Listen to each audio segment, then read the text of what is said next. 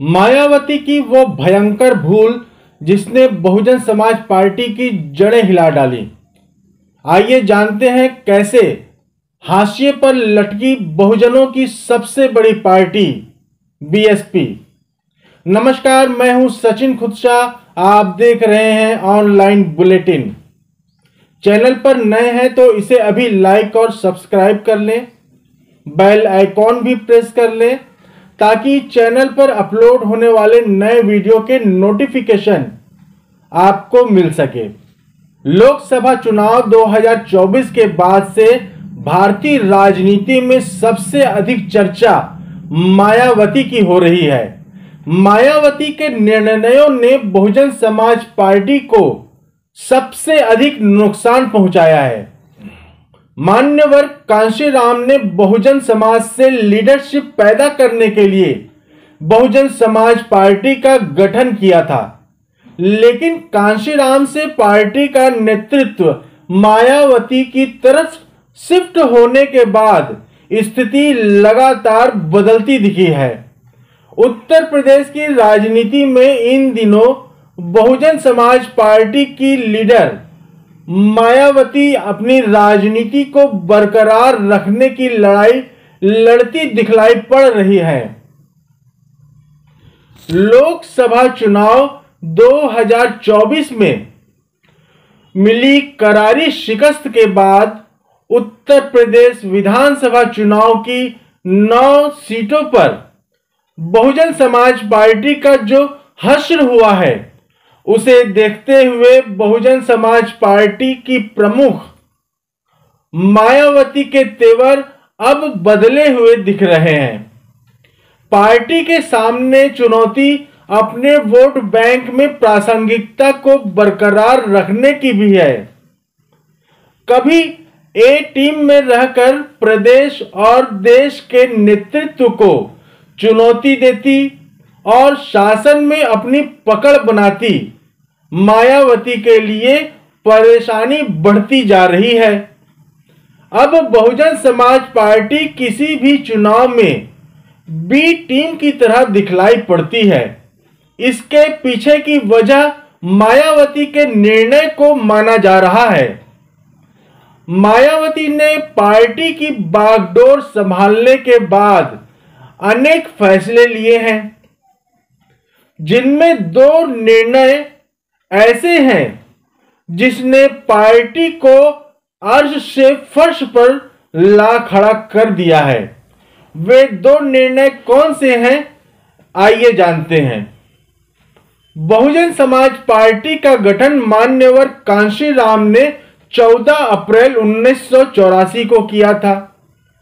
मुख्य राजनीतिक धड़ों से अलग बहुजन समाज को नेतृत्व देने के लिए उन्होंने नई पार्टी बनाई थी।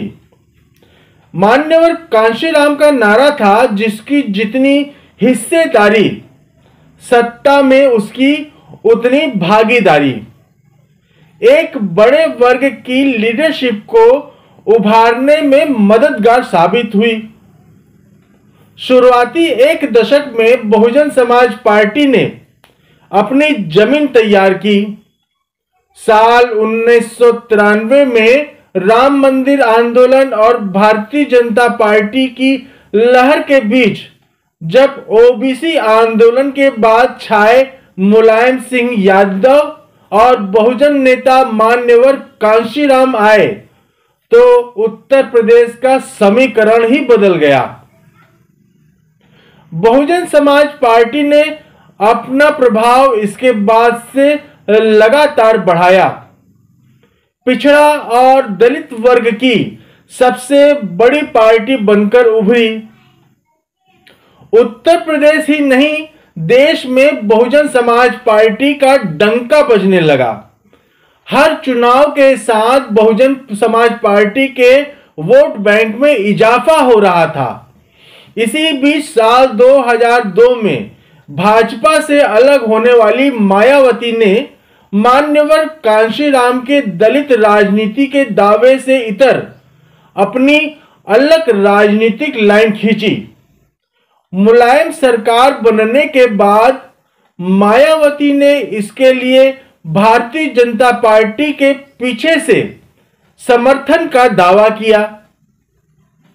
ब्राह्मण वोट बैंक को मनाया जाने लगा। मायावती ने अपनी छवि एक बहुजन नेता से सर्वजन नेता की तौर पर बनाया। दलित मुस्लिम वोट बैंक के जरिए सत्ता में अहम भूमिका बनाने वाली मायावती के साथ ब्राह्मण वोट बैंक जुड़ा। मायावती बहुजन की जगह अब सर्वजन हिताय का संदेश देने लगी। इसका असर साल 2007 में दिखा। मायावती पहली बार पूर्ण बहुमत की सरकार बनाने में कामयाब हो गई। हालांकि राजनीतिक पंडित इस जीत को मायावती की नहीं बल्कि मान्यवर कांशीराम की राजनीतिक श्रद्धांजलि मानते हैं। मान्यवर कांशीराम जी का परिनिर्वाण 9 अक्टूबर 2006 को हुआ था। साल 2007 में विधानसभा चुनाव हुए, जिसमें उत्तर प्रदेश के मतदाताओं ने मान्यवर कांशीराम को श्रद्धांजलि स्वरूप मतदान किया था और मायावती पूर्ण बहुमत के साथ सत्ता में आई थी। हालांकि सत्ता में आने के बाद ब्राह्मणों के साथ मायावती की अधिक दिनों तक निभ नहीं पाई। इसका लोकसभा चुनाव 2009 से ही असर दिखने लगा। बाद के समय में बहुजन समाज में मायावती को लेकर एक उलझन दिखने लगी। यूपी चुनाव 2012 में बसपा सुप्रीमो मायावती सत्ता से बाहर हो गई। अखिलेश यादव मुख्यमंत्री बने और इसके बाद मायावती को कभी भी उस प्रकार की राजनीतिक ताकत नहीं मिल पाई जिसकी उम्मीद कभी मान्यवर कांशीराम ने की थी। गुजरात से नरेंद्र मोदी के उत्तर प्रदेश की राजनीति में कदम रखते ही प्रदेश के राजनीतिक हालात एकदम से बदल गए। साल 2012 तक जो non Yadav OBC vote bank था, वह अधिकांश बहुजन समाज पार्टी के साथ दिखलाई पड़ता था। नरेंद्र मोदी के उत्तर प्रदेश आने के बाद यह vote bank Bharatiya Janata party की तरफ शिफ्ट हो गया। दलित वोट बैंक में भी सेंधमारी शुरू हो गई। लोकसभा चुनाव 2014 और उत्तर प्रदेश चुनाव 2017 में बदलाव दिखा। मायावती को वोट बैंक में बिखराव साफ दिखने लगा।